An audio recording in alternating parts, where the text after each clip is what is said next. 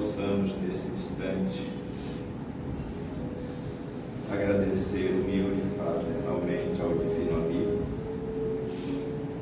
a oportunidade concedida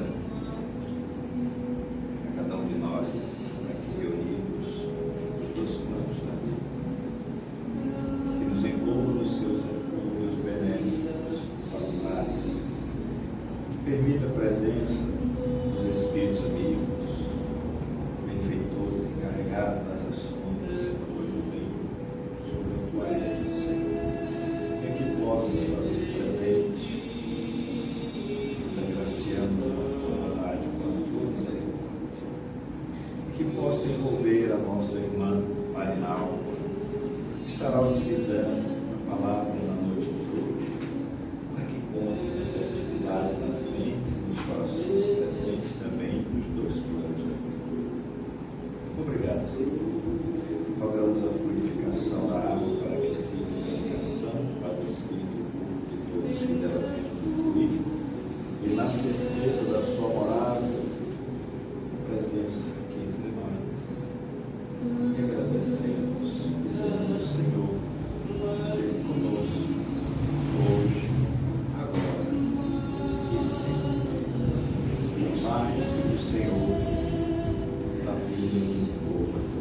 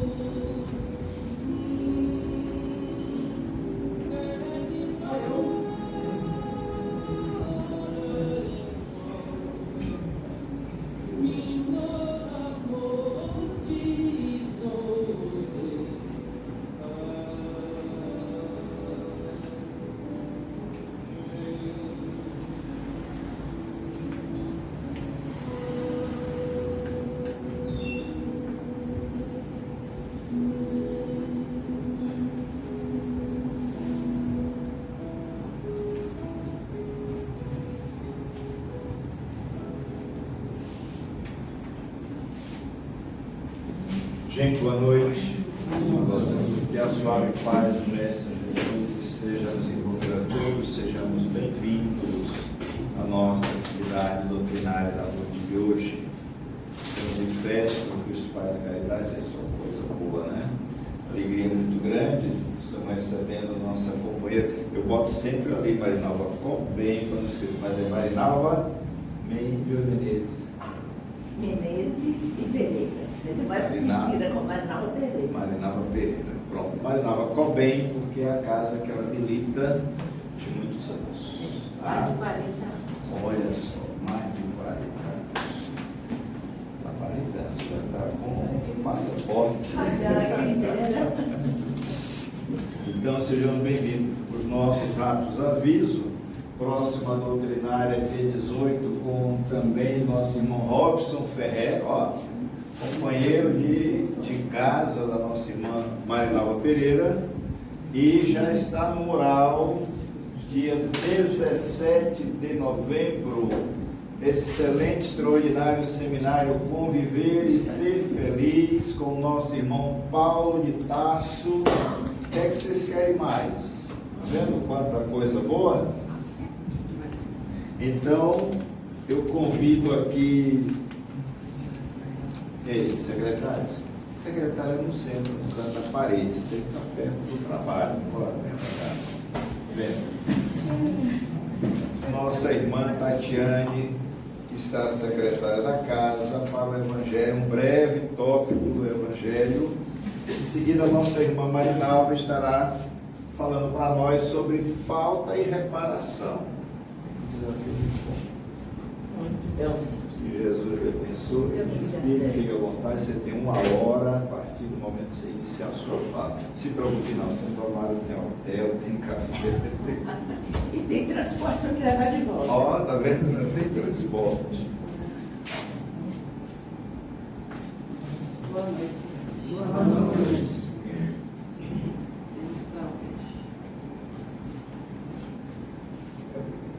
Capítulo 11, amar o próximo como a si mesmo. E tem a instrução dos Espíritos, a lei de amor. Item 8. O amor resume inteiramente a doutrina de Jesus, porque é o sentimento por excelência.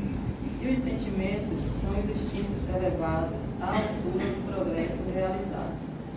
No início, o homem não tem senão instintos mais avançados e corrompidos. Só tem sensações mais instruídos e purificados. Tem sentimentos. O ponto delicado do sentimento é o amor, não o amor no sentido vulgar dele. Mas este sol interior que condensa e reúne em seu foco ardente todas as aspirações e todas as revelações sobre-humanas. A lei de amor substitui a personalidade pela fusão dos seres e aniquila as misérias sociais. Feliz aquele que, ultrapassando a sua humanidade, ama com amplo amor seus irmãos em dores. Feliz aquele que ama, porque não conhece nem a angústia da alma, nem a miséria do corpo. Seus pés são leves e vive como que transportado para fora de si mesmo. Quando Jesus pronunciou esta palavra divina, amor, ela fez estremecer os povos e os martírios, ébrios de esperança, desceram ao circo. O Espiritismo, ao seu turno, vem pronunciar uma segunda palavra do alfabeto divino. Estai atentos, porque esta palavra ergue a pedra dos túmulos vazios e a reencarnação. Triunfando sobre a morte, revela ao homem maravilhado seu patrimônio intelectual. Não é mais aos suplícios que ela o conduz, mas à conquista do seu ser, elevado e transfigurado. O sangue resgatou o espírito, e o espírito deve hoje resgatar o homem da matéria. Disse eu que, no seu início, o homem não tem senão instintos, e aquele, pois, em quem os instintos dominam, está mais próximo do ponto de partida do que do objetivo. Para avançar em direção ao objetivo, é preciso vencer os instintos, em proveito dos sentimentos, quer dizer, aperfeiçoar estes, sufocando os germes latentes da matéria. Os instintos são a germinação e os embriões do sentimento. Eles carregam consigo o progresso como a bolota encerra o carvalho. E os seres menos avançados são aqueles que, não se despojando, senão pouco a pouco, de sua crisálida, permanecem escravizados aos instintos. O espírito deve ser cultivado como um campo. Toda a riqueza futura depende do labor presente, e mais do que bens terrestres, deve acusar a gloriosa elevação. É então que, compreendendo a lei de amor que une todos os seres, nela encontrareis as suaves alegrias da alma, que são prelúdio das alegrias celestes. Lá Paris, 1862. Para que a gente possa refletir e ficar com essa linda lição, né? Amar. Passar a palavra para a nossa irmã, Maridal.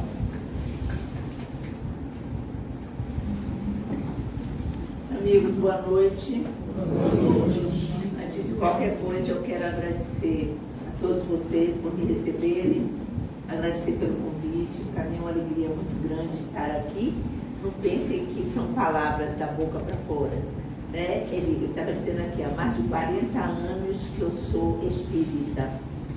E há mais ou menos 40 anos que eu sou palestrante espírita. E essa é uma tarefa de grande responsabilidade. Né? Ser palestrante espírita é ser médium da doutrina, médium do evangelho. Então não é pouca coisa. Né? Então vocês me propiciarem a oportunidade de realizar essa tarefa, só me resta agradecer realmente e pedir a Deus e aos bons espíritos para que eu seja digna de desempenhá-la da melhor forma possível. E como o Edson disse, o nosso tema de hoje, falta e reparação. Antes de qualquer coisa, eu quero dizer para vocês o seguinte: por mais que a gente fale desse tempo que me cabe para falar, eu não direi tudo a vocês, porque se trata de um ensinamento de natureza espiritual, ele é muito maior do que as palavras podem conter. Então eu proponho a vocês que busquem mais informações, mas fontes de reflexão do livro dos Espíritos, sobretudo a partir da questão 990, que está no livro 4 do Livro dos Espíritos, que é o livro de Penas e Gozos Futuros, Esperanças e Consolações. Na verdade, a partir da questão 990 até a questão 1002, esse tema é abordado de forma simples, objetiva, mas ao mesmo tempo profunda. Então, proponho a vocês a leitura do Livro dos Espíritos. Independentemente de qualquer coisa, ler o Livro dos Espíritos é obrigação de nós espíritas, porque aqui está a fonte de todo o ensinamento doutrinário. A gente não precisa ler romance espírita, é muito bom. Ouvir as mensagens espíritas é muito bom, mas a doutrina está contida aqui, tá certo? E também o céu e o inferno. O céu e o inferno, no seu capítulo 4, capítulo 7, desculpe, que é da primeira parte do céu e inferno, que trata das penas futuras, ou seja, as penas que a gente sofre futuramente a partir dos atos errados, naturalmente, que nós venhamos cometer. Não se pode falar de pena se existe acerto, né? A pena é quando existe o erro. Bem, a nossa reflexão de hoje, a palavra falta, normalmente falta indica ausência de alguma coisa. Então, faltou comida, não tem comida. Faltou amor, ausência de amor, não é isso? Faltou dinheiro, a gente está pobre. Então, a palavra falta normalmente indica ausência de alguma coisa. Mas no caso aqui, a falta significa, como no futebol, né, algo que se faz que não se deveria fazer. Então, no futebol, quando existe uma falta, é porque você lesou algum adversário, não é assim? Essa lesão ela pode ser mais ou menos grave. Existem casos de faltas que até quebram os membros dos adversários. Mas existem faltas que só fazem derrubar, né? Então, a falta é um erro. A falta é algo que se faz que não se deveria fazer. Mas, em síntese, a falta, no caso, é violação da lei de Deus. Qualquer ato que a gente cometa, que a lei de Deus seja violada, então nós estaremos cometendo uma falta. E qual é a lei de Deus? No início daqui, na abertura, vocês viram a mensagem trazida para nós. Qual é o título da mensagem? Lei de amor. A lei de Deus é a lei de amor. Então, tudo aquilo que nós fizermos que significar uma violação dessa lei é uma falta que nós cometemos. E as faltas que nós cometemos podem ser faltas de pouca gravidade ou faltas de muita gravidade. As faltas que nós cometemos podem ser cometidas apenas uma vez, ou nós poderemos repetir N vezes, praticando o mesmo erro, cometendo as mesmas violações. Então, as faltas, a gravidade da falta depende também do conhecimento que porventura nós tenhamos da lei.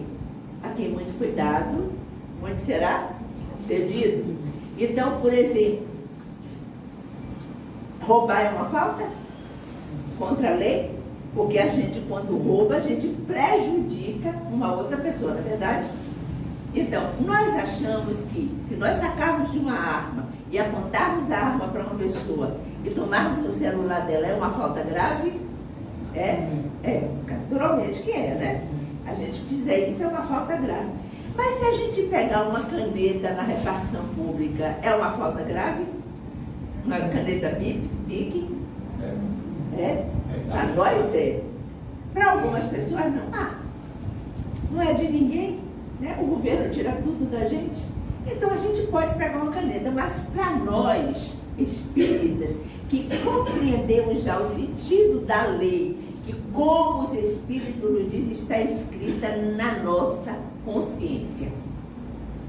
Isso é fundamental para a compreensão da gravidade da falta. Então, para nós, Tirar uma caneta BIC da repartição pública é uma falta grave, porque Jesus nos falou que quem é fiel no pouco é fiel no muito. Deixar a caneta BIC lá na repartição pública é fidelidade nas pequenas coisas, porque eu digo que a gente não pratica mais esses atos de sacar arma e sair por aí matando ninguém, não. Mas nós podemos, assim, achar que é bobagem pegarmos pequenas coisas. Estou falando de vocês não, né? Nós, de um modo geral, seres humanos. Então a gente precisa compreender que a gravidade da falta vai depender do conhecimento que nós temos. E aí eu disse, a lei está escrita na nossa consciência. É muito importante isso, porque se nós acharmos que a lei está escrita num livro, por exemplo, a lei está escrita na Bíblia. Pode a Bíblia ser adulterada pelos homens? Pode. A lei está escrita em qualquer, por exemplo, na Torá, pode ser alterada? Pode. Ou nós, de acordo com aquilo que nós lemos, nós damos a interpretação que quisermos dar. E dessa forma nós alteramos o sentido da lei. Mas se ela está escrita na nossa consciência, não há como a gente alterar o sentido da lei. Não há aquele cuja consciência estiver sendo desperta que não saiba o que é a lei do amor. A gente pode não aplicá-la integralmente. Mas será que nós não sabemos o que é a lei do amor? Né? Não vamos falar muito sobre a lei do amor, porque senão eu vou parar por aqui e a gente não vai adiante, né? Mas nós sabemos, está na nossa consciência, e à medida que a gente estuda, que a gente conversa, que a gente reflete, essa consciência se amplia. Nós estamos, ao reencarnarmos, passando pelas existências sucessivas, a gente está ampliando a nossa consciência. Isso é o que se chama evolução. Bem, então assim, quando nós cometemos uma falta, e aqui está no livro O Céu e o Inferno, diz o seguinte: qualquer falta, qualquer uma, por menor que seja, gera consequências. Se é falta, se é um erro, vai gerar consequências, que significa assim, a gente vai precisar de reparar o erro cometido. Qualquer falta, da mesma forma, para que a gente fique muito feliz, qualquer ato de bondade, qualquer ato de amor, por menor que seja, é levado em conta a nosso favor. E aqui está dito, infelizmente eu não marquei exatamente o trecho, mas vocês vão ler e vão descobrir qual é exatamente o trecho, né, que está aqui, que diz o seguinte: até no ser mais perverso, um pequeno ato de amor é levado em conta, porque esse pequeno ato de amor já é um desabrochar do amor naquele ser. Qualquer ato de amor é levado em conta. Então imagine, quanto mais nós ampliarmos a nossa consciência e desenvolvermos a nossa capacidade de amar, tanto mais mérito nós teremos. Quanto mais nós formos negligentes, preguiçosos, nós formos descuidados, nós formos invigilantes e erremos, também sofreremos as consequências dos atos que porventura venhamos a praticar. Por que Deus é tão exigente? Se ele sabe que a gente é perfeito, ele não podia relevar? Podia deixar para lá? Mas acontece o seguinte, que Deus não quer simplesmente que a gente continue nesse passo a passo, né? Errando aqui, errando acolá, cometendo uma bobagem aqui, outra acolá. Deus quer que a gente amplie a consciência e se torne, como disse Jesus, perfeito, como perfeito é o Pai que está nos céus. Ou seja, que caminhemos dia a dia para a perfeição.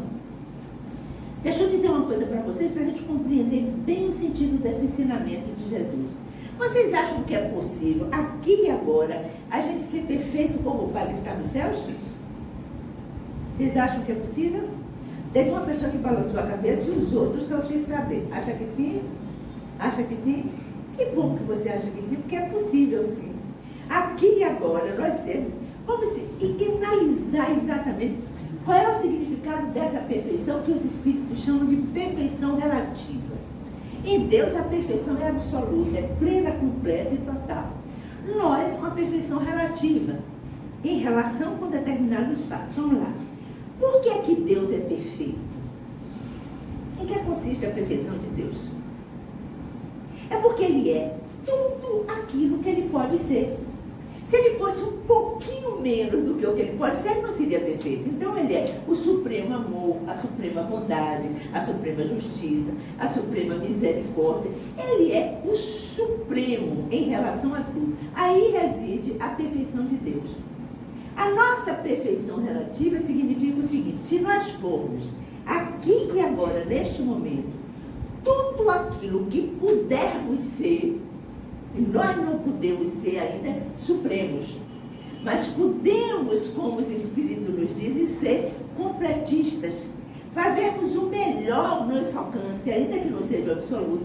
A gente é perfeito naquele momento, em relação àquilo. É só a gente compreender que se a gente se entrega para fazer o que está ao nosso alcance, a gente é perfeito. Só que, como é perfeição relativa, cada vez que a gente faz alguma coisa tem que dar mais uns passos adiante. Bem, então vejamos, eu disse que tudo o que nós fazemos de mal, todo erro que nós cometemos, requer de nós a reparação. O que significa reparar? Como é que nós podemos reparar o mal que tenhamos cometido, o erro que tenhamos cometido? Eu assisti uma palestra por outro dia, assisti até metade e desisti, porque ele só falava de engano. Aí eu digo, a gente precisa dar nome aos bois. É erro, é mal, esse negócio de engano. A gente se engana quando a gente não sabe uma coisa e a gente, por exemplo, eu chamo você de Maria e você é Joana. Aí eu engano, eu sabendo que seu nome não é Joana, isso é um engano, né? Mas acontece o seguinte: se eu sei que você é Maria e eu sei que você não gosta do seu nome, e eu fico insistentemente dizendo, ei Maria, aí já não é mais engano, aí é pirraça mesmo. então a gente precisa, isso não é engano. Eu estava assistindo a palestra, mas ele falava tanto de engano, ele queria minimizar tanto a questão, que eu digo, não gostei dessa palestra. Aí eu fui passar para outra. Então veja bem, a reparação, como o nome mesmo diz, reparar, significa o quê? Diga, você ia falar. Seria consertar, né? A gente precisa consertar. Então, fez uma bobagem que tem que consertar. Se a gente faz algo que prejudica outra pessoa, a gente precisa de reparar com relação àquela pessoa. E aí eu estava dizendo, os mínimos atos que tenhamos acometido e que prejudiquem a nós próprios e a outro, requer reparação. Aí a gente já vê o seguinte, que a reparação não é só com relação ao outro, é com relação a nós próprios. Nós temos de reparar em nós aquilo que provoca o erro, as nossas imperfeições. Olha aí, o objetivo é esse, fazer a autorreparação, o autoconserto. Isso é o que se chama regeneração. A gente se regenera à medida que a gente compreende que errou e que vai fazer a reparação com relação a si próprio. E aí, assim, com relação ao outro. Aí vocês podem dizer, bem, eu vou pegar um exemplo que eu costumo pegar porque é muito comum, né? É o dos desaforos. Né? Acho que já fiz até essa pergunta para vocês, mas eu vou repetir. Algum de vocês aqui já ouviu o desaforo de alguém? Somente Edson, ninguém mais. Vocês já ouviram o desaforo? Já ouviram o desaforo de alguém? Me xingaram, né? Chamaram você de feio, né? Disseram que seria melhor que você tivesse morrido, coisa desse tipo. Todos nós, em algum momento da nossa vida, nós ouvimos um desaforo, né? E a outra coisa, aí eu quero fazer outra pergunta. E alguma vez na vida vocês disseram desaforo a alguém? Ele é honesto, ele diz que ele não apenas ele diz que recebeu, mas que ele também diz. Quem aqui nunca disse um desaforo a ninguém?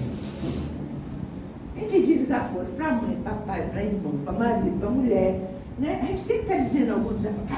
Quer saber de você não me enche a paciência, não é assim? Né? Isso é um desaforo. Só que eu quero perguntar a vocês, vamos refletir como é que se dá o processo da reparação. Como é que vocês se sentem quando ouvem um desaforo? Fica com raiva, fica com raiva, né? Fica com raiva, não é possível, eu não mereço isso, eu me dedico tanto àquela pessoa, eu faço tanto por ela, e olha o que é que essa pessoa faz comigo, é uma injustiça, eu não mereço isso, né? É assim que normalmente, não estou falando com vocês, as pessoas se colocam diante do desaforo, ficam magoados, e se magoam tanto, a depender do desaforo e da pessoa que diz o desaforo, às vezes a gente arrasta isso por uma encarnação inteira. E às vezes até além da encarnação. Levamos para o mundo espiritual promovendo as perseguições de espírito para espírito, comumente chamado de obsessões, né? Então assim, vocês se sentem mal quando houve um desaforo? Naturalmente que sim, né? Mas a pergunta é, o que é que vocês acham que a outra pessoa sente quando o desaforo parte de você? O que é que você acha? Será que a pessoa fica feliz? Não. Será que ela fica em paz? Não. Veja bem, há determinados episódios que são muito interessantes. Hoje de manhã, quando eu estava indo para casa de oração, estava estacionando meu carro, eu tive que dar uma ré para estacionar. Só que, em princípio, eu não vi ninguém atrás. Eu não vi. Eu não sei se a pessoa passou, se ela estava no ponto morto. Eu sei que quando eu estava dando ré, não cheguei a encostar nela. Ela ficou alucinada. E aí começou a me xingar. Eu dentro do carro, sua branca mentira besta, sua isso, sua aquilo. E aí começou a me dizer um bocado de coisa. E começou a me irritar. Ela me disse um monte de desaforo. Porque eu estava inadvertidamente, né, eu não percebi, né, dando ré, não cheguei nem a encostar nela, mas ela achou que eu estava dando ré de propósito, sei lá o quê. Eu sei que ela ficou enlouquecida e me disse um bocado de coisa. Aquilo inicialmente me irritou, e eu estava imaginando até soltar do carro, porque ela saiu de perto de onde ela estava, ficou assim de frente, aí passou um senhor, olha aí, ela quase me atropela, e porque não sei o que, aí chamou uma testemunha, chamou alguém para reforçar o que ela está. E comigo é assim, levou, e começou. Aí eu estava indo para o trabalho, né? Eu estava com desaforo ali dentro de mim, mas eu acho que a gente vive as coisas quando a gente tem que viver, sobretudo quando a gente vai falar de alguma coisa. E aí, naquele momento, eu fiz assim, meu Deus do céu, Gisela de Menezes, me ajuda a lidar com isso. Aí eu virei para ela, minha amiga, me desculpe, por favor, eu poderia ter dito um desaforo. Ela, você não estava olhando? Por que você não olhou? Eu estava dando ré, preste atenção, não é normalmente isso, quando a gente ouve um desaforo? Aí eu virei para ela e falei assim, minha amiga, me desculpe, eu não vi. Aí ela continuou irritada, e falando e gritando. Eu digo, você tem razão, você tem toda a razão. Eu deveria ter ficado mais atenta. Aí ela já sorriu. Né? Ela sorriu, mas ainda assim tem que dar uma alfinetada. Preste mais atenção da próxima vez, viu? Eu estou dando esse exemplo para vocês. Ela pagou o mal com bem. Não foi a questão de pagar o mal com bem. Naquele momento, se a gente se lembra, ao ouvir um desaforo, né? Então, eu gosto de dar os exemplos, não é porque eu seja santa divina maravilhosa, não é que eu não tenha dito desaforo e nem que eu não repito desaforo. Mas naquele momento, pelo fato de eu estar indo para um trabalho de natureza espiritual, aí eu não posso ir para o trabalho levando isso. E naquele momento eu tive ajuda dos espíritos para saber como lidar com aquela pessoa. Se todas as vezes que nós ouvíssemos um desaforo, nós fizéssemos dessa forma. Quem foi? Seria importante, seria a cura. Seria muito importante se todas as vezes que nós tivéssemos de ouvir um desaforo, nós não levássemos aquilo na nossa memória. Eu vim de carona agora e eu estava muito irritada, porque a pessoa que estava me dando a carona, por sinal uma pessoa maravilhosa, gosto muito, botou um programa político terrível. E defendendo uma determinada corrente religiosa e sendo extremamente, como é que se diz, influenciando negativamente uma coisa. E eu comecei a respirar aquela coisa, e pensei comigo, nunca mais eu pego a carona dessa pessoa, se é para ficar ouvindo o tempo todo. Aí quando eu cheguei aqui, eu ainda estava irritada, Tanto que ela me disse, vem entrar aqui, eu digo, não, eu vou subir. Né? Eu queria subir, eu queria respirar, porque eu estava realmente muito irritada. Mas cheguei aqui, aí parei, respirei fundo, aí novamente a gente pede ajuda aos espíritos. E aí eu disse assim, por que eu estou carregando? Eu já saí do carro dessa pessoa, tem uns 10 minutos, por que eu estou trazendo isso para aqui, até agora? Você compreende como a gente arrasta a ofensa até agora? Por que eu estou dizendo isso com relação a nós? Porque se nós vivemos isso, os outros também vivem. Os outros carregam as nossas ofensas por muito tempo na sua memória. E a depender do tipo da natureza da pessoa, do seu grau de consciência, do seu grau de evolução, ela pode levar isso por muito tempo, sabe? E sempre se sentindo magoada. E ainda vai passar adiante para outras pessoas, para terceiros. Você não sabe o que foi que fulano me fez, né? Aí você conta e divulga, multiplica aquele sentimento negativo. Quando a gente faz isso com alguém, todas as vezes que a gente sofrer com algum tipo de ofensa que tenhamos recebido, gente, eu estou falando da ofensa, mas isso vale para qualquer erro que pratiquemos ou do qual nós sejamos alvo. Todas as vezes que se a gente puder parar e pensar assim, é isso que fulano sente. Quando eu me lembrar da dor que eu sinto, é isso que a pessoa sente. Aí a reparação começa. A reparação começa, em primeiro lugar, quando eu desenvolvo o sentimento de empatia. Eu me coloco no lugar do outro e começo a perceber o que ele sente. Aí começa a minha regeneração. Esse processo começa com algo que se chama arrependimento. Bem, cometemos uma falta, muitos não se arrependem. Muitos dizem assim, fiz e faço de novo. Muitos não estão nem aí, né? Fazem as coisas, por exemplo, induzem um jovem a usar drogas no maior cinismo, na maior indiferença, não está nem aí para aquele mal que está praticando. Outros que já começam a se incomodar com algum mal que tenha praticado. Então, existe um outro grupo de pessoas, já pessoas em quem o nível de consciência começa a despertar. Bem, essas pessoas, elas entram no que se chama o remorso. Remorso é diferente do arrependimento. O remorso é quando a gente diz assim, puxa vida, eu fiz algo que não deveria, e entra depois do remorso na culpa. Aí eu quero dar um outro exemplo para vocês. Hoje pela manhã, lá na casa de oração, uma companheira relatava a seguinte coisa. Ela está no segundo casamento com uma pessoa, um casamento de longas datas, não tem filhos com essa pessoa, ele tem 60 anos, pelo que ela disse. Só que quando ele era jovem, ele namorava com uma jovem, e essa jovem engravidou. Isso quando ele tinha 40 anos, ou um pouco menos, não sei. Eu sei que a jovem engravidou, e aí eles dois, muito jovens, ficaram com muito medo da reação das famílias, inclusive a família da moça era muito católica, e aí eles ficaram com muito medo. O que foi que ele fez? Ele pagou para ela fazer um aborto. Depois se casou com ela. Bem, é uma falta grave praticar um aborto, induzir alguém a praticar um aborto? Foi falta grave no indústria. Ele, a essa altura, depois de já estar separado dela, já ter tido mais 2 filhos com ela e ainda está casado com outra pessoa, ele se atormenta por causa da culpa. Eu não deveria ter feito isso, porque fui eu que paguei para ela fazer um aborto. A culpa é a coisa mais inútil. É uma perda de tempo que não tem tamanho. Culpa não é reparação. A culpa induz você a querer se punir inconscientemente.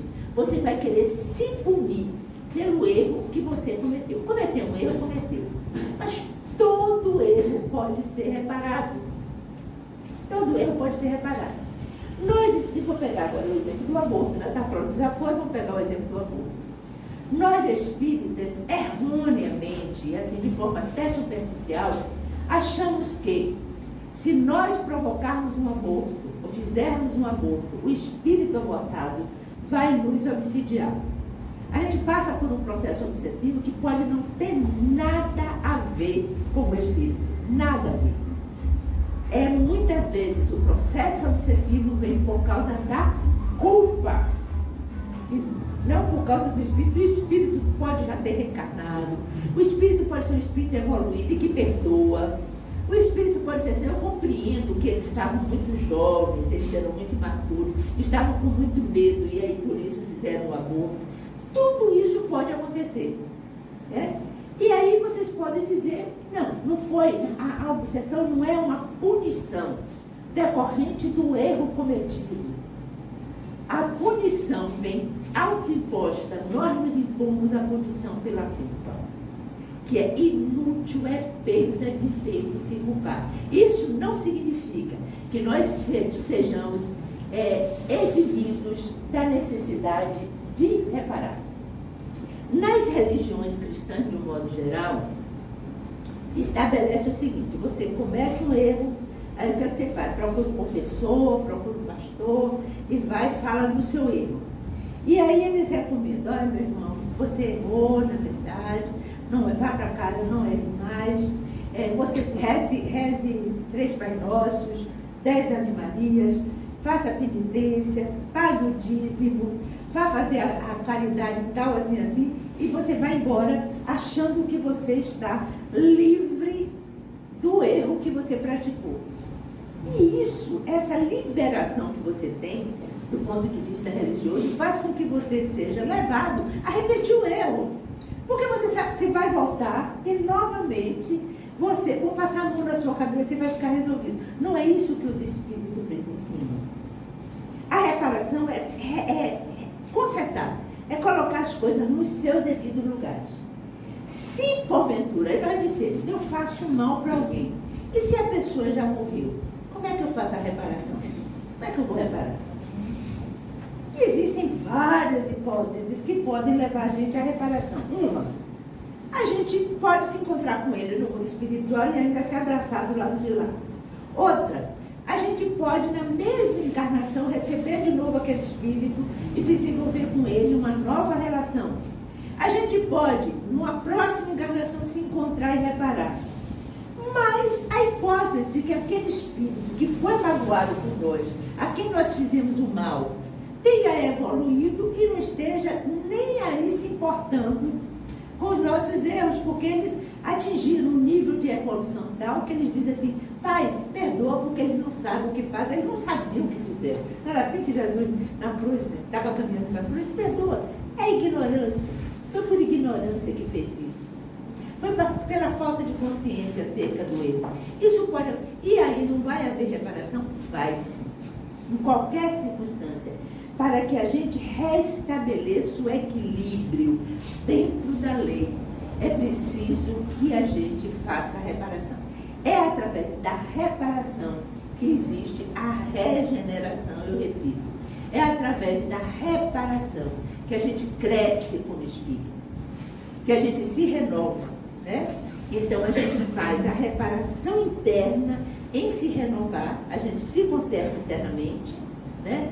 E se predispõe, se mobiliza para fazer a reparação externamente, num outro nível de consciência. Então eu falar, o arrependimento é diferente do remorso. Aqui está no livro Céu e Inferno, esse capítulo que tem o Código Penal da Vida Futura, são, na verdade, deixa eu dizer aqui para não falar errado, são, na verdade, 33 artigos dentro do Código Penal da Vida Futura, que vale a pena a gente ler. Então, diz aqui, uma condição inerente à inferioridade dos espíritos é não conseguirem termos da aprovação, acreditando o eterno. Acredita que a aprovação, que a punição é eterna. Bem, aí vem o item 16, o artigo 16. O arrependimento é o primeiro passo para a regeneração. O que é o arrependimento? É a consciência do erro. Eu compreendo que eu errei. Mas veja bem, é o primeiro passo para o processo de regeneração. Mas não basta por si só. Não basta você se arrepender. Porque muitas vezes, eu me arrependo tanto, eu não deveria ter feito isso. Aí vem, mas são necessários a expiação e a reparação. Sobre a reparação, já fiz algumas reflexões com vocês. A necessidade, então, entre o arrependimento e a reparação, no meio, entre um e outro, vem a expiação. A necessidade de expiar. Por que a gente tem que expiar? Não se arrependeu? Não compreendeu que errou? Então, por que a gente tem que expiar? Por que a gente tem? A expiação é o processo do sofrimento decorrente do erro. Todo erro, toda imperfeição gera sofrimento. Você não quer sofrer, não? Ande na linha. Ande de acordo com a lei. Siga a lei na medida das suas possibilidades. Seja tão perfeito quanto você puder ser perfeito. Então você não vai sofrer. Você vai viver com a consciência super tranquila. Mesmo que você esteja passando por um processo expiatório, mas você aceita aquilo como um presente de Deus para que você possa evoluir, para que você possa se purificar. Então surge a expiação. O que é a expiação? É um sofrimento que nós vivemos como uma consequência do erro praticado. Mas o sofrimento por si só, Deus quer simplesmente fazer com que a gente sofra? Absolutamente não. É preciso a expiação para que a gente se conscientize de que a gente não deve mais errar. Não deve mais violar a lei. É muito importante. Eu gosto muito de assistir palestras dos temas que eu vou fazer, né? Então eu assisti palestra de Haroldo Dutra, assisti palestra de Rossando, porque eu aprendo muito com essas pessoas que sabem muito mais do que eu, né? E é muito interessante. E aí Haroldo dizia uma coisa muito interessante, estava até numa reunião com o Divaldo Franco, ele disse assim, a expiação é uma mudança de lugar. Olha que definição. O que será que Haroldo quer dizer com isso? Que a expiação é uma mudança de lugar. Vamos ver o que é que ele quis dizer com isso? Aqui. Bem, se eu não achar, eu vou ter que me lembrar. Ele diz o seguinte, se você antes foi o agressor, agora você está na condição do agredido. Isso aqui é expiação. Quando você estiver agredido, lembre-se, a agressão que você está sofrendo agora, está sendo agredido agora, é porque antes você foi o agressor. Saia da vítima. Eu não mereço isso. Saia da vítima. Eu sou uma pessoa que faço tanta caridade. Não é suficiente. A caridade não nos exime de passarmos pela expiação e pela reparação. Isso é da lei, isso é uma questão de justiça. Se você foi orgulhoso, agora você será humilhado. É da lei. Por que razão? Porque Deus é sádico? Deus quer que a gente sofra? Não.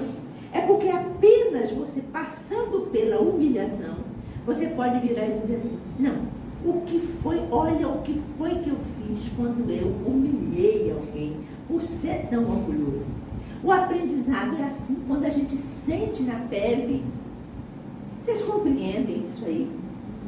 Se você foi uma pessoa corrupta que tirou dinheiro do povo para o seu benefício por egoísmo, você pode vir e sofrendo de muitas carências materiais. Quando a gente está sofrendo de muita carência, a gente para e se pergunta, o que foi que aconteceu que neste momento eu estou passando por essa expiação? Essa é a forma de regeneração que a gente pode alcançar. Por isso que Haroldo disse, a expiação é uma mudança de posição. Se você for, o Evangelho segundo o Espiritismo também fala isso naquele capítulo 5, quando fala das causas das nossas aflições. Se você foi um mau filho, experimentar um filho ingrato é uma forma de você sentir na pele e também de compreender o que é que os outros sentem. Isso se chama desenvolver, através através da expiação, a gente pode desenvolver a empatia, se colocar no lugar do outro. Se coloque no lugar do outro. Isso é fundamental. E eu repito, isso não vai nos tirar da necessidade de passarmos pelo sofrimento, porque pelo sofrimento é que nós podemos apurar os sentimentos, podemos desenvolver a consciência, podemos compreender mais a lei. E a partir do momento em que a gente tem essa compreensão, a partir do momento em que a gente sente o que foi que o outro sofreu, e por isso se deixa mover pela compaixão, nesse momento, você pode começar a não sofrer tão agudamente as dores da expiação. Porque as dores da expiação, elas são maiores quando a gente rejeita, quando a gente se revolta contra. Mas a partir do momento em que a gente compreende que aquilo é a expressão da justiça divina, e que foi um benefício que Deus nos concedeu para que nós nos tornássemos pessoas melhores, a gente agradece a Deus por isso. Isso é fundamental, de extrema importância. Então, assim, arrependimento, expiação e reparação. Esses são os movimentos que nós precisamos de fazer. E aí nós vamos pegar... Cadê o relógio? Ali. Ah, já está chegando a hora, né? Aí eu só quero trazer para vocês uma das passagens do Evangelho muito conhecida nossas, para nós possamos compreender como é que nós possamos aplicar a lei do amor e, em aplicando a lei do amor, fazermos a verdadeira reparação. A parábola do bom samaritano, quem aqui que conhece? Quem não conhece a parábola do bom samaritano? Conhece? Se não conhece a palavra do Evangelho segundo o Espiritismo, vocês encontrarão a parábola lá. É só vocês irem no índice onomástico, botar lá, samaritano, que vocês vão achar a parábola. 16. Capítulo 16, eu não me lembrava desse detalhe, mas está lá. A parábola do bom samaritano, ela é muito destacada por ressaltar a caridade. Né? Vocês conhecem essa parábola? Bem, um jovem doutor da lei perguntou a Jesus: o que eu preciso fazer para encontrar o reino dos céus? O reino dos céus, vocês sabem onde é que está o reino dos céus? Onde é que está? Onde é que está o reino dos céus? Ninguém aqui sabe, eu não acredito. O reino dos céus, eu não gosto de botar o nós, não. Mas não é nós, não. Eu não gosto de botar o nós que dilui, dentro de nós. Dentro de nós, você botar dentro de mim. Né? Você pode dizer o reino dos céus, porque Jesus disse isso. Vós sois o templo onde o Espírito de Deus habita. O Espírito de Deus está em nós. Ou seja, o Espírito da paz, da luz, da bondade, da harmonia, da justiça, tudo isso está dentro de nós. E aí vocês podem, mas se está dentro de mim o reino dos céus, por que é que eu não percebo? Em muitos de nós, o reino dos céus está como uma mera semente. E dentro da semente, o que é que tem dentro da semente? Quando eu estou com a semente na mão, onde é que está a árvore? Dentro da semente, né? Claro. Potencialmente a árvore está ali. Mas eu preciso oferecer condições para aquela semente germinar. Quais são as condições que eu tenho que oferecer? Terra, água e luz. As três coisas, né? A terra, se ela ficar sem água, ela será muito dura, muito seca, muito dura, muito rígida. Né? E a semente pode até germinar, mas ela vai ficar fraquinha. Essa semente, essa terra dura, ela simboliza o nosso intelecto. Intelectualmente falando, quando a gente está cheio de conhecimentos, também está cheio de muito orgulho, muito empáfia, que eu sei tudo, que eu sei como é que é. Isso é igual a um terreno duro, né? Sem a maciez que a água leva. É a água que amacia o terreno. Então a semente precisa do intelecto, que é o conhecimento. A semente precisa, nós precisamos do conhecimento. É por isso que eu sempre destaco que a gente precisa de estudar as obras básicas, tá certo? Precisa do conhecimento. Mas essa semente, ela tem que ser, essa terra, ela tem que ser amaciada pela água. O que é que a água simboliza? Que é mais fluido, que é mais leve? O que é que a água simboliza? Se a terra simboliza o intelecto, a água simboliza o quê? Você não sabe dizer, não? O coração. O coração, mas o que é do coração? Os sentimentos, as nossas emoções.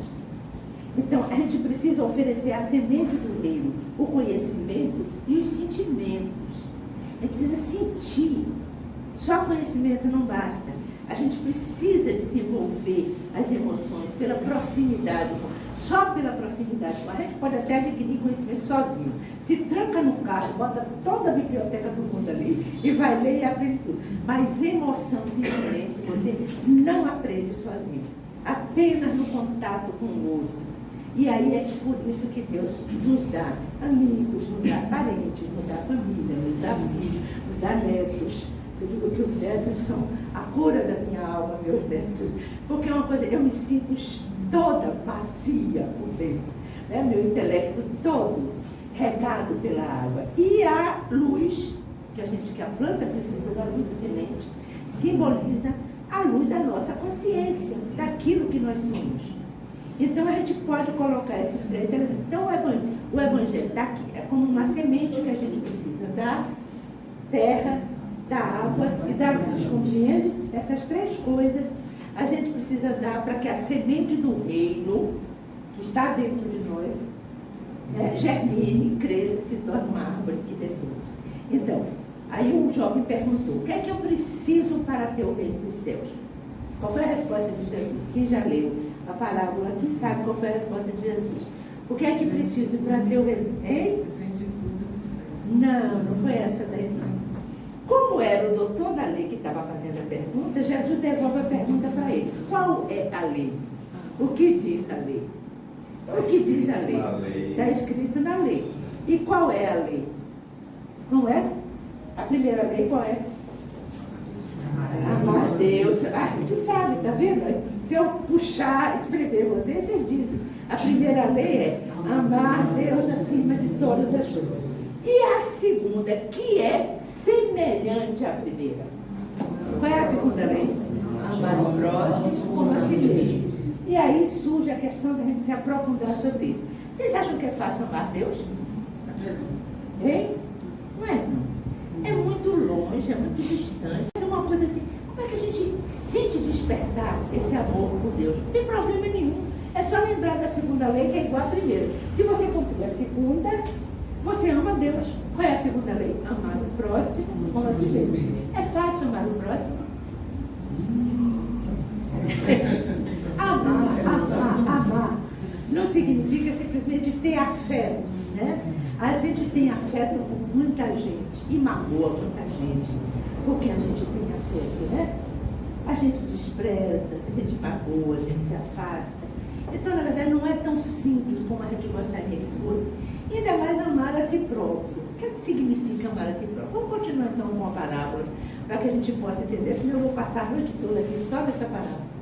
Aí Jesus diz, né? Aí o jovem vira para Jesus e pergunta: quem é o meu próximo? A intenção do jovem era uma pegadinha. Quem é o meu próximo? E aí que Jesus conta a parábola, né? De um homem que foi vítima de salteadores, estava na beira da estrada, passou. Jesus pega, né? Eu estou alinhavando a parábola. Jesus pega figuras muito simbólicas, o sacerdote, aquele homem responsável pela religião, pelos cultos religiosos. Aí o sacerdote viu o homem caindo na estrada, continuou.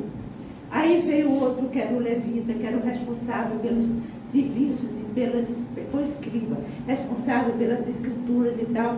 Olha, também segue adiante. E por último veio o samaritano. É muito simbólico o samaritano, porque para o judeu, o samaritano é uma espécie de inimigo do ponto de vista religioso. Os judeus viviam muito em função da religião. E quando houve a divisão das tribos de Israel, e ficou a tribo dos judeus e dos samaritanos, os samaritanos adoravam Deus no Monte Garizim. E os judeus adoravam Deus no Monte de Jerusalém. Aí tem até aquela figura simbólica da samaritana que pergunta a Jesus: onde devemos adorar a Deus? Que é que ele responde: em espírito e verdade. Não importa se é em Garizim, se é em Jerusalém, se é no centro espírita, se é na rua, se é no centro de Umbanda, de Candomblé, não importa, desde que seja em espírito e verdade. Seja sincero, que é algo que venha do teu coração. Então vamos lá, ele pegou essa figura simbólica que aí ele passou a simbolizar. Ele é o símbolo da caridade, aquele que vai socorre o homem, que leva o homem para uma estalagem, que paga para que ele seja tratado e que ainda ficou de botar depois. Assim, tem todos os detalhes que eu tenho que passar adiante. Bem, e aí o homem deixa lá no final, aí Jesus pergunta ao doutor da lei: quem foi o próximo do homem ferido? Olha a pergunta, vamos ver a sutileza dessa pergunta para aquilo que a gente está colocando aqui, que é a prática, a fidelidade à lei do amor. A pergunta do jovem foi: quem é o meu próximo? Quem é o próximo de nós? Quem é o próximo? Vocês são meu próximo? Vocês são meu próximo? A família é meu próximo? Né? Vizinhos são meus próximos, colegas de trabalho são meu próximo, todo mundo é meu próximo, não é verdade? Mas a pergunta de Jesus, olha aí: quem foi o próximo daquele homem? Aquele homem era o próximo, mas o sacerdote não estava próximo dele. O escriba não estava próximo dele. Quem esteve próximo dele foi o samaritano. A nossa pergunta é: nós sabemos quem são o nosso próximo? Acabei de perguntar a vocês. E nós estamos próximos dessa pessoa? Esse é que é o X da questão. Esse é que é o X da questão. Veja, de quem eu estou próximo. Olha que coisa maravilhosa.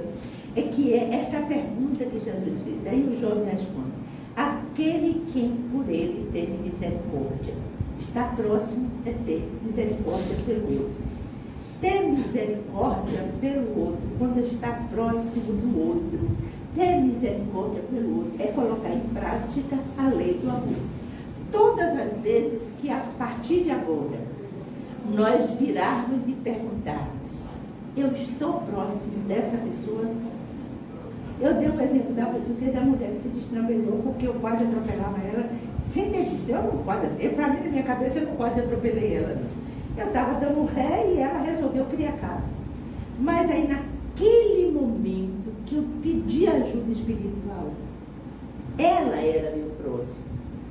Mas eu não estava próximo dela porque eu estava irritada com ela. A partir do momento em que eu pedi, que eu resolvi virar para ela e dizer: me desculpe, que eu compreendi a desorganização dela. Nesse momento eu estive próxima dela. Você compreende a diferença?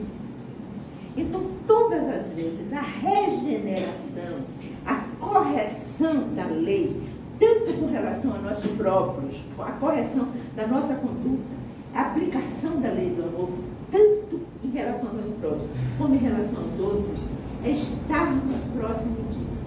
Aí eu quero partilhar aqui para vocês uma coisa. Eu gosto de partilhar desse exemplo, não é porque eu quero que vocês vivem como uma santa que não comete. Não, pelo contrário. Eu costumo dizer assim: não quero morar comigo. É completamente diferente de vocês me encontrarem aqui. Né? Mas aí, assim, eu já falei, inclusive, aqui para vocês. A pessoa com quem eu mais tive dificuldade de conviver na minha vida foi a minha mãe. Né? Não é porque minha mãe seja uma pessoa ruim, não é, pelo contrário, ela é uma pessoa maravilhosa. Só que ela tinha a forma dela de amar. Né? Segundo ela, por exemplo, quando ela batia na gente, ela batia por amor. Eu nunca me sentia amada quando ela me batia, mas era por amor que ela batia. Na concepção dela era. Então, na verdade, assim, mas eu sempre tive muita dificuldade. Uma vez eu fui buscar tratamento espiritual lá na casa de oração, e os espíritos simplesmente me disseram: você escolheu ela, você está reclamando por quê? Mas mesmo assim, eu sabendo que eu tinha escolhido ela, ainda assim eu não conseguia, né, me aproximar. Até que esta parábola, que eu já conhecia, até que esta partezinha da parábola despertou a minha consciência para o fato de que a minha mãe, mais próximo do meu próximo, eu não estava próxima dela. Vocês compreendem isso? Né? Então, tinha uma coisa para corrigir, que não significa que eu vou resolver todinho nessa encarnação. Eu acho que eu ainda tenho com a minha mãe ainda um saldo muito grande para resolver, porque são mais de 70 anos com ela, e mais de 70 anos guardando mágoa, reclamando, afastando e chegando. Mas agora, assim, aí quando eu disse assim: eu não estou próxima da minha mãe, eu de jeito nenhum não estou próxima. Ela é meu próximo, mas eu não estou próxima dela. E para completar, tem uma irmã que mora com ela, que é bipolar. Uma pessoa de uma carência imensa. E era outra de que eu não estava próxima, ela me incomodava. Quando eu chegava lá, por exemplo, ela se trancava no quarto, fazia aquele escândalo, aquela coisa. E aí, depois disso aí, eu resolvi me aproximar com coisas pequeniníssimas. Por exemplo, eu não pedia bênção à minha mãe, não gostava. Mas isso para ela é importante, porque eu acho uma coisa muito mecânica. Minha mãe, Deus te abençoe. Essas coisas eu não gosto de fazer. Aí eu disse, mas a minha mãe é importante. Aí eu comecei, chegava lá, dava um beijo nela, pensa minha mãe. Tá? E aí comecei a brincar com ela, me aproximar, tocar nela. Né? Que operou uma modificação tão grande na relação com a minha mãe, que outro dia ela virou para mim e disse, minha filha, eu te amo. Nunca eu me lembro de ter ouvido da minha mãe sair. Aí eu fiz assim, eu também te amo, minha mãe. Sabe o que ela me disse? Você me ama mesmo? Essa pergunta é muito significativa. Eu nunca percebi que você me amasse. Você compreende? Nunca percebi. E a minha irmã, meu Deus do céu, nem falo da mudança da minha irmã, que vai para a porta me receber toda sorrisos e me abraça e me beija, por causa desse movimento de ficar próximo. Foi o que aconteceu? Uma reparação. Né? Uma reparação. Um nível de consciência que o Evangelho nos ajuda a fazer isso. O Evangelho é o condutor da nossa vida, para que nós realizemos todas as modificações necessárias e que precisamos. Não adianta a gente pegar uma mensagem inteira e ler e não trazer a devida, não fazer a devida reflexão. Estão compreendendo isso? Então, assim, vocês querem reparar erros do passado? Não fiquem fuçando esses erros. Está no passado. Faça o seguinte, aproxime-se, abra o seu coração para aquele que você acha que você magoou. Abra o seu coração para aquele que você acha que você prejudicou. Abra o seu coração. E nesse momento, nunca é tarde para você dar amor. Nunca é tarde para você praticar o bem. Às vezes a gente fala em praticar o bem, praticar ato de caridade, da cesta básica. Isso tudo é importante, gente. Mas muito mais do que isso é assim. Fique próximo, chegue junto, tenha misericórdia por aquela pessoa. Né? Porque isso vai lhe fazer um bem enorme. Você não sabe com que alegria eu conto essa minha experiência para vocês. Tá certo? E agradeço muito que possa isso trazer mais consciência para vocês. E que vocês se tornem cada dia mais cristãos, melhores, mais reparadores e mais felizes. Porque vocês estão aqui para isso, para aprender e ser felizes. Boa sorte para vocês e muito obrigada.